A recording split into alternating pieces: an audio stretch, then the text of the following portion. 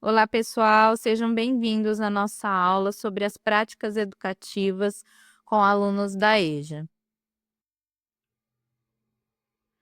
Bom, o planejamento sobre as aulas, as atividades pedagógicas, as práticas educativas na EJA precisa ser feito de uma maneira bastante cuidadosa, bastante elaborada e precisa seguir assim um cronograma rígido por conta do tempo, né, que a EJA dispõe. Nós temos aí para cada semestre uma série, então é bem corrido mesmo, o tempo é bastante curto. Geralmente as aulas não podem ser assim muito densas, muito complexas, não por conta da parte cognitiva, mas porque os alunos às vezes estão muito cansados, né? As aulas são dadas à noite, na maioria das vezes. Então, não dá para você sobrecarregar o aluno de conteúdo, sabendo que chega uma hora o cérebro humano não dá conta mais de assimilar. Então, esse planejamento precisa ser bem feito. E a dosagem entre a parte teórica, que vem no livro didático e é engessada, e o professor tem que seguir de qualquer jeito, e a parte prática, que vem também a parte prática no livro didático, até mesmo nas cartilhas de alfabetização, mas dá para fazer adaptações quando se trata dessa parte prática. Então, é uma oportunidade que o professor tem para adaptar essa atividade para um contexto mais de acordo com o que o aluno vive, para trazer os conteúdos mais para perto da realidade do aluno. Para que isso aconteça, o professor precisa conhecer as motivações que levaram esses alunos a procurarem os estudos novamente, quais os objetivos que eles têm em relação a esses estudos, para que eles querem esses estudos, o que eles desejam fazer com o conhecimento que eles vão adquirir, se eles pretendem continuar os estudos, e usar esses desejos, essas motivações nas aulas, sempre lembrando o aluno dessas motivações, porque às vezes o aluno se perde um pouco, né? E as práticas educativas na EJA, elas devem levar em consideração as vivências e as expectativas, na vida de seus alunos. Em primeiro lugar, levar em consideração que ele já viveu, isso deve ser aproveitado. E, em segundo lugar, aproveitar esses anseios que ele tem em relação ao futuro para motivá-lo a prosseguir sempre. O ensino, então, ele vai construir não só um conteúdo acadêmico, né, mas um novo modo de enxergar a realidade, com um pensamento mais crítico, mais reflexivo e também dando ferramentas para esse aluno intervir nessa realidade, transformando a sua vida e o seu contexto social em algo melhor. Então, falando das práticas, né, propriamente ditas, o que é que não pode faltar numa prática educativa para a EJA? Bom, em primeiro lugar, o uso de vários tipos de texto. Mesmo antes do aluno ser alfabetizado, ele precisa conhecer o poema, a prosa, o texto jornalístico, as narrativas. Ele precisa saber diferenciar isso. O professor vai fazer leituras para os seus alunos, vai trazer o texto ali físico mesmo, aquele livro, poemas, pendurar na sala de aula, se for possível, para que o aluno, comece a internalizar aquela imagem, né, para que ele comece a perceber as diferenças entre os textos, mesmo antes dele estar alfabetizado. Isso ajuda não só na alfabetização, mas no letramento, né, que é o entendimento que você tem da sua leitura. Precisa usar ferramentas tecnológicas, não conseguimos mais pensar numa educação desvinculada da parte tecnológica, primeiro porque as pessoas precisam dessa tecnologia, segundo porque elas usam essa tecnologia no mercado de trabalho e também no seu cotidiano, e terceiro porque ela é uma ferramenta muito útil para o professor ensinar. Então, todos os recursos que a escola, disponibilizar, porque a gente sabe que às vezes não tem tantos recursos disponíveis. Mas todos os recursos que a escola disponibilizar devem ser aproveitados. E se o aluno tem celular e se ele tem acesso à internet através desse celular, usar esse celular também em sala de aula para ajudar o aluno na ampliação do seu conhecimento. Existem vários aplicativos que ajudam na alfabetização, que ajudam no desenvolvimento cognitivo do aluno, atividades de memória, atividades de lógica, atividades ligadas a linguagens, tudo através de aplicativos didáticos. Isso também vai de encontro ao próximo item, que é atividades lúdicas. O professor precisa utilizar arte, literatura, música, dança, esportes, jogos, tudo que gera diversão, que gera prazer, que gera entretenimento, pode e deve ser usado numa sala de aula, principalmente porque o aluno, às vezes, está muito cansado, está sonolento, às vezes está ali fazendo um sacrifício mesmo de estar ali assistindo a aula. Então, você tornar essa aula prazerosa, ao mesmo tempo que ela é educativa, aprender se divertindo, é uma coisa que precisa ser aproveitada. E, atualmente, o professor conta com muitos recursos, eh, de poder mostrar para o aluno diversas formas de aprender. Jogos de tabuleiro, através de dinâmicas de grupo, através dos próprios esportes ou da música que o aluno gosta, ou de uma dança local que o aluno goste, apresentar a arte para ele, apresentar as diversas formas de literatura, tudo isso é importante.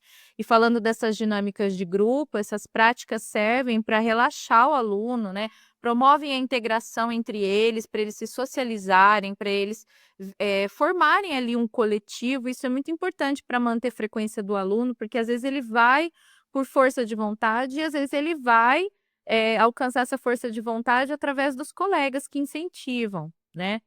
Fora que essas dinâmicas de grupo também podem ser fontes de informação para o professor conhecer melhor o seu aluno e, a partir daí, elaborar mais atividades. Outra coisa é diversificar os materiais, principalmente se você for alfabetizar esse aluno. Existem vários, materiais disponíveis na internet que saem um pouco do livro didático e da cartilha, como os alfabetos personalizados, jogos interativos, produção textual significativa, porque, assim, ditado, cópia da lousa, ele pode ser usado, não é proibido, mas se você ficar só nisso, vai ficar extremamente cansativo e desmotivante para o aluno. É muito melhor você deixar o aluno escrever o que ele tem interesse. O próprio Paulo Freire falava disso, que a alfabetização tem que girar em torno do mundo do aluno, da realidade do aluno, do contexto social do aluno. Não adianta o professor ficar digitando coisas ali que fazem parte somente da realidade do professor, senão não vai ser uma aprendizagem significativa. E aí eu trouxe 3 sugestões aqui. Sobre as dinâmicas de grupo, tem esse vídeo, né, que é só clicar nele, que tem uma dinâmica de grupo para adultos, que pode ser feita na EJA. Não é um vídeo muito longo, são 5 minutinhos só, e é uma dica bastante interessante, porque não requer muitos recursos, nem nada. É uma dinâmica simples e efetiva. Nós temos um alfabeto móvel, uma foto aí de alfabeto móvel, esse é da Elo7, mas você pode fazer um alfabeto móvel, seu, e trabalhar nas suas aulas com os seus alunos. A mesma coisa o dominó, esse é da Amazon, né, um dominó de madeira, mas você pode fabricar o dominó, com algum material, até mesmo com EVA, sabe, porque o dominó ele ensina a contar, ele ensina a fazer contas, é uma forma interessante de você aprender as operações matemáticas ali mais, básicas. A mesma coisa o alfabeto móvel, ele é legal porque você vai montando as palavras ali de uma maneira muito rápida e prática. Então, assim, são materiais que não são caros, são materiais acessíveis, mesmo os comprados não são caros, né, e mesmo para você fazer também não são difíceis de fazerem, são caros. E essas dinâmicas, né, tem mais sugestões lá no YouTube, conforme você acessa o vídeo, né, o próprio YouTube dá sugestões, de dinâmicas de grupo que você pode fazer sem precisar de nenhuma parafernália, nem de nenhum recurso tecnológico mais sofisticado. Então, as práticas educativas, além delas abordarem o aspecto cognitivo, elas precisam, abordar também o aspecto comportamental. É muito importante que qualquer atividade didática, independentemente de ser da EJA ou não, ela ofereça a oportunidade do aluno desenvolver a autonomia, a independência, a reflexão, o raciocínio.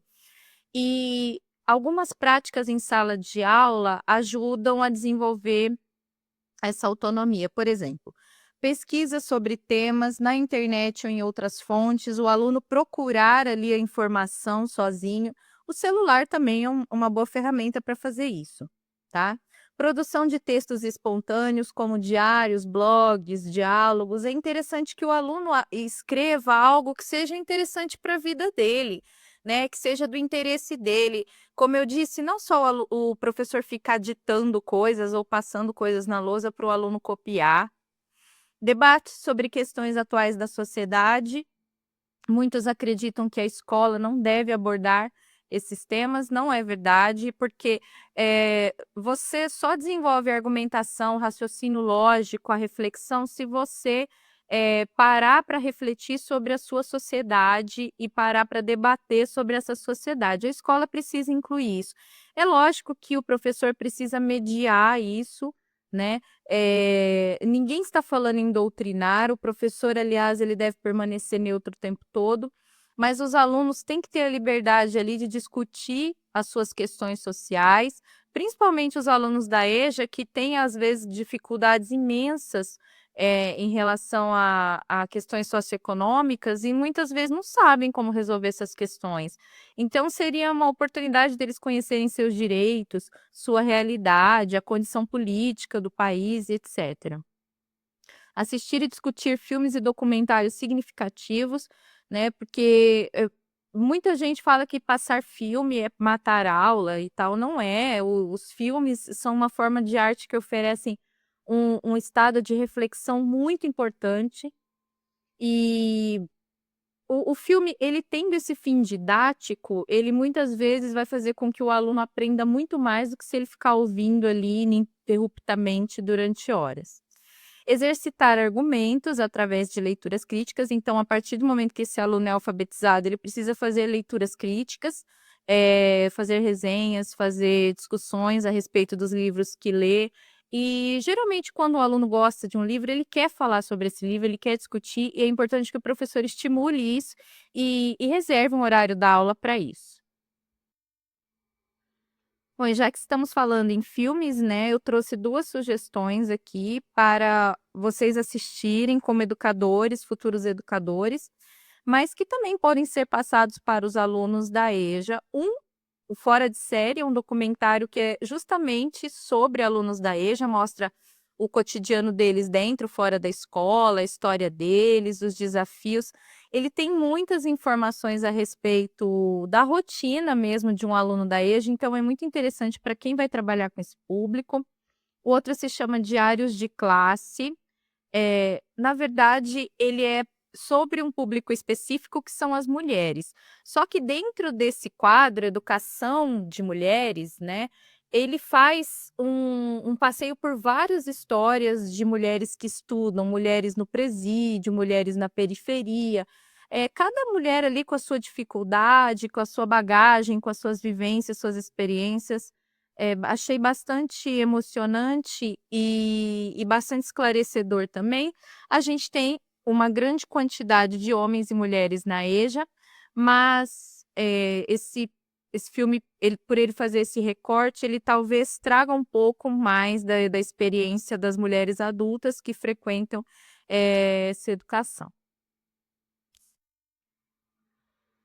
Conforme o aluno vai adquirindo a leitura, o professor precisa incentivar a escolha de livros, de revistas, de jornais, de textos, né, de uma forma geral, para que esses textos fiquem disponíveis ali na sala de aula.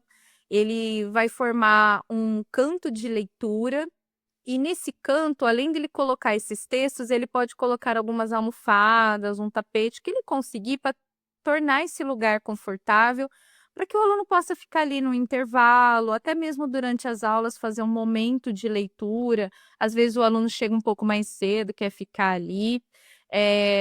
O professor, às vezes, a escola não disponibiliza livros, né, então ele precisa correr atrás, mas isso ele pode contar até com o auxílio dos alunos para conseguir doações, pra que os alunos tragam de casa livros que estiverem disponíveis e deixem ali, mesmo que provisoriamente, tá. Isso, serve para incentivar a criação do hábito de ler e o gosto pela leitura, porque o aluno precisa escolher o que ele quer ler. Mesmo que ele não goste do livro depois, foi uma escolha dele, ele precisa ter essa liberdade em todas as idades. Além disso, é muito importante que o professor use a cultura local em suas aulas. Ele não pode desperdiçar o conhecimento que o aluno traz do mundo. Então, precisa saber quais as músicas preferidas dos alunos, de uma maneira geral, trazer essas músicas. É importante até variar, as músicas. Muitas vezes, dentro de uma turma da EJA, a gente tem alunos, né, de idades diferentes e com gostos musicais diferentes, mesmo fazendo parte de uma única realidade social. Explorar todos esses gostos para trabalhar a diversidade. Ficar sabendo das danças, das festas comuns no local onde os alunos moram. Às vezes, por exemplo, eles são da área rural, tem alguma festa típica ali. Por que não usar as informações sobre essas festas, essas danças em suas aulas, né? Textos que representem a linguagem que o aluno usa no cotidiano, vai ficar muito mais fácil alfabetizar se você usar palavras do cotidiano. Paulo Freire falava disso, inclusive. Hábitos, comportamentos e vestuários comuns no local, então você traz fotos, você traz, exemplos, né, acessórios que podem ser usados na aula. Comidas preferidas pelos alunos, você pode trazer a receita e ensinar a receita dos alunos, e aí já aproveita para alfabetizar, porque você aprende número e letra, né, na receita, você aprende quantidades. Esportes, jogos coletivos, brincadeiras que os alunos gostem. "Ah, mas é adulto, ele tem brincadeira?"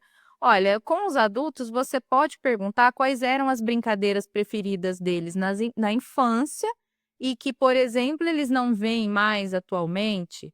Então é uma maneira de conhecer o aluno e de fazer com que ele se interesse ali pelo que ele está aprendendo, né, porque está usando informações que fazem parte da experiência de vida dele.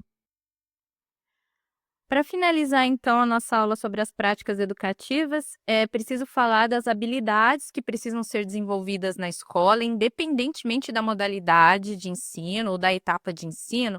A BNCC, que é a nova Base Curricular Nacional, Base Nacional Comum Curricular, ela vai orientar que os professores desenvolvam certas habilidades dentro de suas disciplinas e também habilidades socioemocionais. Por exemplo, para o ensino fundamental, quando a gente falar de conteúdo acadêmico, de disciplina, a gente vai abordar as seguintes áreas: de linguagens, que inclui língua portuguesa, arte, educação física e língua inglesa, matemática, ciências da natureza, ciências humanas, história e geografia e ensino religioso.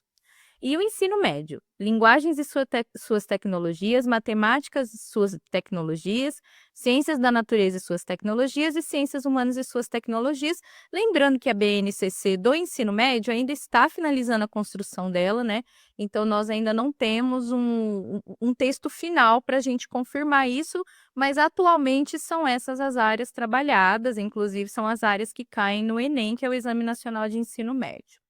Fora essas habilidades, acadêmicas, nós temos as habilidades socioemocionais, que, na verdade, elas são pensadas mais seriamente para trabalhar com crianças e adolescentes que estão construindo a personalidade, que estão construindo essas habilidades. Mas isso não significa que a gente não deva aplicar isso na EJA, primeiro porque nós temos jovens dentro da EJA também, né, adolescentes também, e nós temos também adultos que podem vir a necessitar dessas habilidades no seu dia a dia.